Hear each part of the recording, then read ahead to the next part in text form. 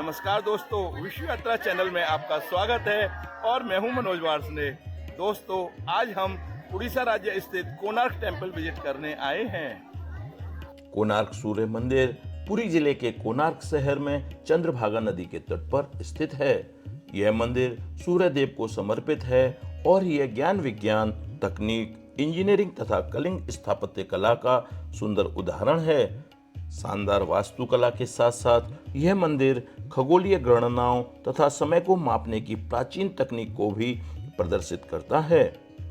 इस मंदिर का निर्माण पृथ्वी व सूर्य की गति को ध्यान में रखकर किया गया था। यूनेस्को ने सन 1984 में इस मंदिर के ऐतिहासिक व सांस्कृतिक महत्व को ध्यान में रखते हुए इसे यूनेस्को वर्ल्ड हेरिटेज साइट घोषित किया है। इस मंदिर के संदर्भ में एक पौराणिक कथा भी प्रचलित है। कथा के अनुसार द्वापर में भगवान श्री कृष्ण और जामवंती के पुत्र सांब को एक श्राप के कारण गंभीर रोग हो गया था। इस रोग से मुक्ति पाने के लिए महर्षि कटक की सलाह पर सांब ने कोणार्क में चंद्रभागा नदी के तट पर मित्रवन में सूर्य देव की 12 वर्ष तक कठोर तपस्या करी थी। तपस्या से प्रसन्न होकर सूर्य देव ने सांब को स्वस्थ होने का आशीर्वाद दिया। पूर्ण रूप से ठीक होने के बाद सांब ने इसी स्थान पर एक सूर्य मंदिर का निर्माण कराया था, किंतु समय के साथ साथ वह मंदिर क्षीण हो गया। वर्तमान समय में जो मंदिर हम देखते हैं वह चौथी बार पुनर्निर्माण करके बनाया गया मंदिर है। वर्तमान मंदिर संरचना का निर्माण 13वीं शताब्दी में गंगवंश के राजा नरसिंह देव प्रथम ने कराया था। इस मंदिर का निर्माण सन 1236 से 1268 तक हुआ था। उस समय के प्रसिद्ध शिल्पकार बिशु महाराणा के नेतृत्व में 1200 कुशल कारीगरों ने 12 वर्षों तक दिन रात निरंतर मेहनत करके इस मंदिर का निर्माण किया था। कोणार्क सूर्य मंदिर लगभग 12 एकड़ भूमि पर बना हुआ है। इसके 3 प्रवेश द्वार हैं। मुख्य प्रवेश द्वार ईस्ट डायरेक्शन में तथा अन्य 2 द्वार नॉर्थ व साउथ में हैं। नॉर्थ प्रवेश द्वार के पास किचन व कुआं है। यह मंदिर का भोग प्रसाद बनता था तथा साउथ प्रवेश द्वार के पास ट्रेजरी व कुआं बने हुए हैं।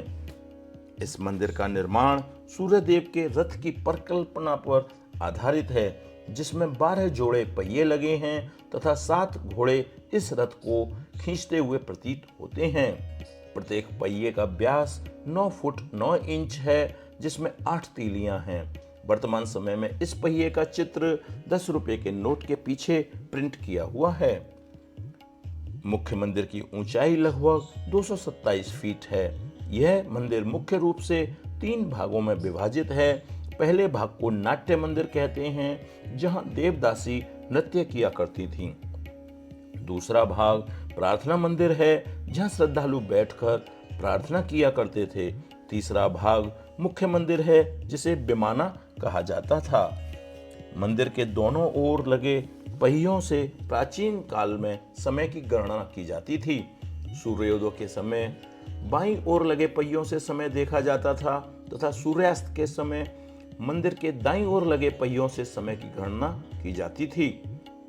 मुख्य मंदिर के गुंबद पर 52 टन का चुंबक स्थापित किया गया था, जिससे मंदिर की संरचना को मजबूती मिली हुई थी। एक 3 टन का चुंबक मंदिर के गर्भगृह में स्थापित किया गया था।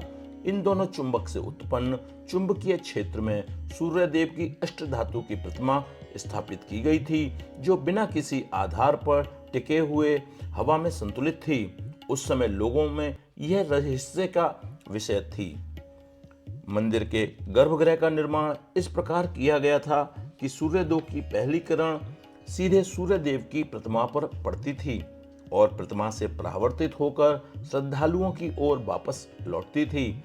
मंदिर में उपस्थित श्रद्धालुओं का ऐसा प्रतीत होता था कि सूर्य देव वास्तव में प्रतिमा के अंदर ही विराजमान हैं और चमक रहे हैं। दिन के अलग अलग समय सूर्य का प्रकाश सूर्य देव की प्रतिमा के अलग अलग स्थानों पर पड़ता था। वर्तमान कोणार्क सूर्य मंदिर का निर्माण रेड सैंडस्टोन तथा ग्रेनाइट पत्थर से किया गया है। मंदिर के मुख्य द्वार पर 2 शेर हाथियों पर आक्रामक होते हुए दिखाए गए हैं। दोनों हाथी एक मानव के ऊपर स्थापित हैं। ये प्रतिमाएं एक ही पत्थर की बनी हुई हैं। मंदिर की बाहरी दीवारों पर सुंदर कलाकृतियां बड़ी सजीवता से उकेरी गई हैं, जिनमें नृत्य करती महिलाएं, श्रृंगार करती हुई महिलाएं, खाना पकाती हुई तथा पति की प्रतीक्षा करती हुई महिलाएं उकेरी गई हैं। इसके अतिरिक्त काम सूत्र से प्रेरित अनेक आकृतियां भी बड़ी सजीवता से बनाई गई हैं। आजादी से पहले भारत पर अंग्रेजों का शासन था। सन 1903 में एक अंग्रेज लेफ्टिनेंट गवर्नर J.A. बोर्डिलन ने इस मंदिर का दौरा किया और मंदिर की जीर्ण शीर्ण अवस्था देखकर मंदिर को लंबे समय तक संरक्षित रखने के लिए मंदिर के गर्भगृह को रेत व मिट्टी से भरवाकर दरवाजे बंद करा दिए। सन 2022 में आर्कियोलॉजिकल सर्वे ऑफ इंडिया द्वारा मंदिर से रेत निकालकर मंदिर को संरक्षित तथा पुनर्निर्माण का कार्य प्रारंभ किया गया है, जिससे यह मंदिर विजिटर्स के लिए खोला जा सके। दोस्तों, कोणार्क मंदिर पुरी से लगभग 35 किलोमीटर दूर तथा भुवनेश्वर से लगभग 65 किलोमीटर दूर स्थित है। भुवनेश्वर वायु मार्ग द्वारा देश के अनेक बड़े शहरों से जुड़ा हुआ है तथा सड़क मार्ग व रेल मार्ग से पुरी व भुवनेश्वर पूरे देश से अच्छे प्रकार जुड़े हुए हैं। पुरी तथा भुवनेश्वर में प्रत्येक बजट के अच्छे होटल उपलब्ध हैं तथा मांसाहारी व शाकाहारी दोनों प्रकार का भोजन उपलब्ध है। वैसे तो आप कोणार्क मंदिर वर्ष में कभी भी विजिट कर सकते हैं, लेकिन यहाँ घूमने का बेस्ट सीजन अक्टूबर से मार्च तक रहता है। इस समय मौसम सुहावना होता है। दोस्तों, आशा करता हूँ ये वीडियो आपको पसंद आया होगा। कृपया स्क्रीन पर आए हुए वीडियो लिंक क्लिक कीजिए और एंजॉय कीजिए तथा विश्व यात्रा चैनल को सब्सक्राइब कीजिए। Thanks for watching.